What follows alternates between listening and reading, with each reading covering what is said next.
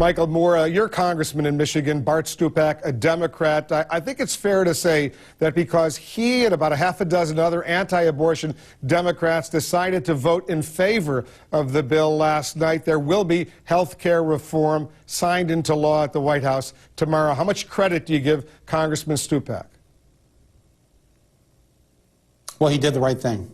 My neighbors and I, we spent the weekend up here, hundreds of us, sending him emails, calling his office, and putting as much pressure on him as we could, including coming up with a candidate to run against him in the August Democratic primary.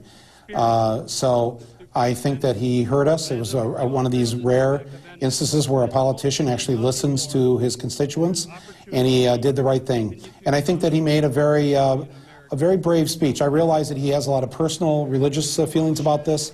I understand those feelings. I was texting him from Mass the other day. You know, my religious feelings and his religious feelings are supposed to be private, and they're not to be imposed on other people. And so, good for him for standing up for what he believes in, but he's not there for Bart Stupak. He's there for the people of northern Michigan who wanted this health care bill passed. He's going to be on this show in the next segment. What would you say to him? And you have an opportunity, because I'm sure he's listening right now.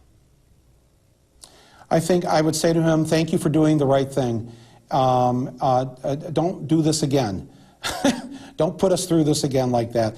But I'll tell you, Bart Stupak, he has had these moments where there have been these moments of courage where he stood up against the NRA here in northern Michigan. I mean, this is a gun owner's paradise up here. And he's a former state trooper in Michigan. But he knows right from wrong. And I think that he did the right thing here. And I'm proud of him for doing that. You heard the outburst on the floor. A Republican congressman from Texas, Randy Neugebauer, shouted out. He says it's a baby killer, although we only heard the words baby killer when he was seemed to be directing his comments directly at Congressman Stupak. It's getting pretty ugly here, this whole debate, especially if you heard some of the slurs that were expressed outside of the Congress during some of these protests over the weekend. It's pretty ugly out there. Well, yeah, I think that look, the right wing has been in power for the last 8 years, and then President Obama and the Democrats have had it now for over a year. They're upset. They'd like to be back in power. You know, they like to start wars. They like to bankrupt the country. They like to control women's uteruses. That's their gig, and so they're upset. I don't blame them.